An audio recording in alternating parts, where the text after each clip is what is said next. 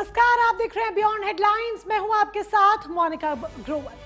हम आज बात करेंगे एक ऐसे खेल की जिसको उजागर करने का काम प्राइम न्यूज की टीम ने किया है, जिसने ग्राउंड पर जाकर पड़ताल की है, जिसने सारी परतें खोली हैं।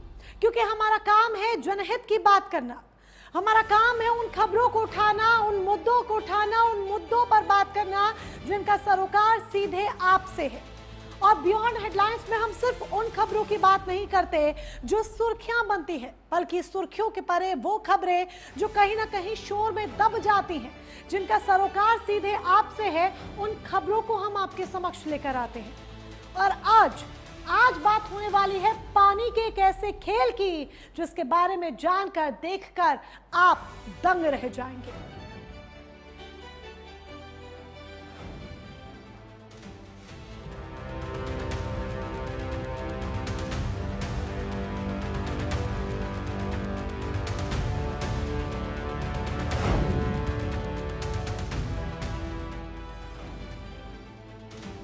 तो उत्तर प्रदेश के हर गांव तक पानी पहुंचाने का सपना, हर घर में नल की उम्मीद और प्रधानमंत्री मुख्यमंत्री का वो संकल्प जो करोड़ों परिवारों के चेहरे पर मुस्कान लाने वाला था।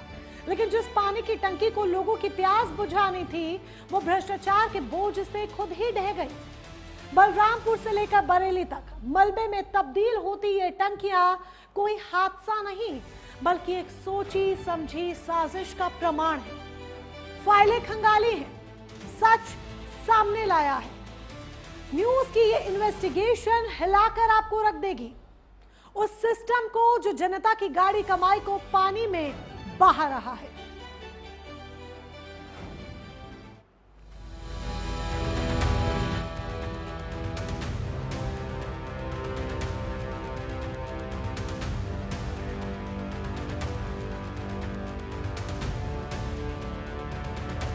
भारत के इतिहास में हर घर नल, हर घर जल का सपना सिर्फ एक योजना नहीं, एक राष्ट्रव्यापी संकल्प है।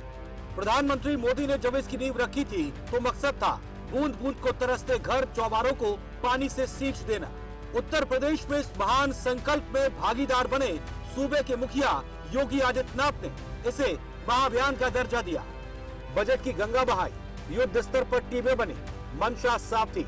2024 तक यूपी के हर गाँव में शुद्ध पेयजल पहुंचे।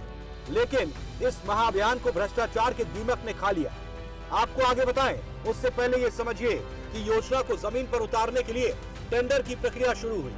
आरएफपी यानी कि रिक्वेस्ट फॉर प्रपोजल के कागजात तैयार हुए, सख्त मानक तय किए गए। दर्जनों कंपनियों को काम सौंपा गया, जिनमें कुछ कंपनियों के नाम है L&T limited, NCC limited, LC infra, Gayatri projects limited, ION exchange, JMC projects. कागजों में तो सब कुछ कायदे से ही चलता दिखाया जा रहा था, लेकिन असलियत में भ्रष्ट मशीनरी की करतूत आखिर छुपती भी तो कब तक?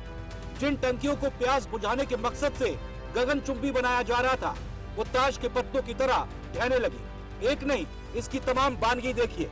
टंकियों के ढहने का सिलसिला शुरू होता है बलरामपुर से। बरेली में मई 2026 में आंवला तहसील के सरदार नगर में 3 करोड़ 62 लाख की 60 फीट ऊंची टंकी भर भरा कर गिर गई। महोबा जयपुर में 65 लाख की टंकी उद्घाटन के पहले दिन ही ट्रायल में फट गई। वहीं सीतापुर, लखीमपुर और कासगंज में 5 करोड़ से 14 करोड़ की लागत वाली टंकियां गिर गई। वहीं जून 2024 में मथुरा और कानपुर के रहीम नगर में भी टंकियां ढह गई। इसकी शुरुआत दरअसल बलरामपुर से हुई थी, जहां ये सारी कहानी शुरू हुई। दरअसल सच फाइलों में दबाने की कोशिश हुई। 19 अगस्त 2023 को जब ट्रायल चल रहा था तो L&T की बनाई टंकी भर भरा कर गिर गई। जांच हुई तो पता चला टंकी के अंदर का लाइनर SRF का था और बेहद घटिया क्वालिटी का था। लेकिन SWSM के चीफ इंजीनियर DK सिंह ने कंपनी पर कार्रवाई करने के बजाय क्या किया? कंपनी के साथ मिलकर नया स्पेसिफिकेशन जारी करवा दिया। विभाग जानता था कि SRF का लाइनर फेल हो रहा था, लेकिन इसके बाद भी अक्टूबर 2023 में मुख्य अभियंता DK सिंह ने लेटर जारी करके SRF लाइनर के इस्तेमाल को हरी झंडी दे दी, जिससे वही सस्ते और घटिया SRF लाइनर का इस्तेमाल किया गया। आखिर क्यों? क्योंकि यहाँ कमीशन का गणित निर्माण के मानकों से बड़ा था। तकनीकी भाषा में समझिए, स्टील की टंकी का आधार उसका लाइनर है, ताकि पानी सुरक्षित रहे और स्टील को जंग ना लगे। लेकिन गोयल टैंक ने क्या किया? पतली गुणवत्ता वाली शीट, गलत इंस्टॉलेशन और एयर पॉकेट्स, नतीजा पानी का दबाव बढ़ते ही स्ट्रक्चर का ताश के पत्तों की तरह ढह जाना। ये केवल एक टंकी का गिरना नहीं, बल्कि विभाग की साख का गिरना है। दरअसल सच ये है कि आरएफपी के मूल दस्तावेजों में आरसीसी यानी कि सीमेंटेड टंकियों का प्रावधान था, लेकिन समय बचाने का बहाना बनाकर रातों रात मानक बदल दिए गए और यहीं से एंट्री होती है गोयल टैंक की। दरअसल पहले आरसीसी यानी कि सीमेंटेड टंकियों को बनाया जा रहा था और पुराने आंकड़ों के मुताबिक सीमेंटेड टंकियों के गिरने के मामले कम सामने आए। फिर भी विभाग द्वारा बकायदा टेंडर निकालकर कहा गया कि सीमेंटेड टंकियों के विकल्प और समय बचाने के लिए स्टील टैंक का इस्तेमाल किया जाए। प्राइम न्यूज के पास ऐसे दस्तावेज हैं जो बता रहे हैं कि कैसे सभी कंपनियों के लिए नियम कुछ और बनाए गए और एक खास कंपनी के टैंकों के लिए नियम कुछ और। नतीजा 60 से 70% काम सीधे गोयल टैंक के नाम दे दिया गया। क्या ये महज संयोग था या फिर किसी की सोची समझी कृपा, और इस कृपा का खामियाजा क्या हुआ? प्राइम न्यूज का सवाल सीधा और तल्ख है। जब एसडब्ल्यूएसएम के चीफ इंजीनियर डीके सिंह कागजों पर अप्रूवल दे रहे थे, तब एसीएस अनुराग श्रीवास्तव, विभाग के मंत्री सचिव राजशेखर किस गहरी नींद में थे? अनुराग श्रीवास्तव वो आईएएस अधिकारी हैं जो तकरीबन 9 साल से इस विभाग में जमे बैठे हैं, और जब से इस योजना की शुरुआत हुई तब से इंजीनियर डीके सिंह यहाँ तैनात है।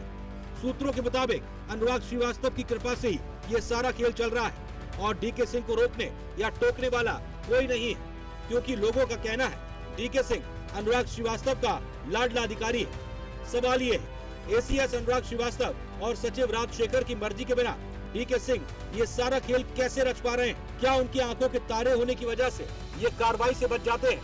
हर जगह भ्रष्टाचार की एक ही कहानी है। जब सीएम योगी कड़ा रुख अपनाते हैं तो ये अधिकारी लीपा पोती वाली रिपोर्ट थमा देते हैं और कार्रवाई के नाम पर छोटे अधिकारी और कर्मचारियों पर ही घास गिरती है। पीएम और सीएम का सपना शुद्ध पानी का था, ना कि भ्रष्टाचार का घटिया स्ट्रक्चर। हमने फाइलों को खंगाला, सब सामने लाया। हम सिर्फ खबर नहीं दिखाते बल्कि सवाल पूछते हैं। बरेली में टैंक गिरने के बाद बड़ी कंपनी एनसीसी को ब्लैकलिस्ट कर दिया गया और अभी तक जहां जहां घटनाएं हुई वहां 180 से ज्यादा अधिकारियों पर कार्रवाई हो चुकी है। ऐसे में बड़ा सवाल ये है, फिर डीके सिंह किसकी कृपा से बचे हुए हैं? जवाब देना होगा उन अधिकारियों को जिन्होंने विकास के नाम पर जनता के जीवन से खिलवाड़ किया। प्राइम न्यूज की इन्वेस्टिगेशन जारी है और हम उस हर चेहरे को बेनकाब करेंगे जो इस मिशन को पलीता लगा रहे हैं। वक्त आ गया है इस भ्रष्टाचार के हर जिम्मेदार चेहरे को बेनकाब करने का। हमारी इन्वेस्टिगेशन जारी है और कल इससे भी बड़े खुलासे होंगे। Bureau report, prime news. तो हर घर जल, हर घर नल यानी जल जीवन मिशन किस तरीके से भ्रष्टाचार की भेंट चढ़ता आ रहा है, ये आपने देखा। सवाल ये कि कार्रवाई आखिर क्यों नहीं हुई, और ये सवाल हम तब तक उठाते रहेंगे, इन्वेस्टिगेशन हमारी तब तक जारी रहेगी, तमाम खुलासे हम तब तक करते रहेंगे, हमारी ये मुहिम तब तक जारी रहेगी जब तक इन भ्रष्ट अफसरों पर कार्रवाई नहीं हो जाती है, इन भ्रष्ट अफसरों पर हंटर सरकार का नहीं चल जाता है। बहरहाल आगे बढ़ते हैं। जब हम उत्तर प्रदेश सरकार की बात करते हैं तो एक महत्वपूर्ण जानकारी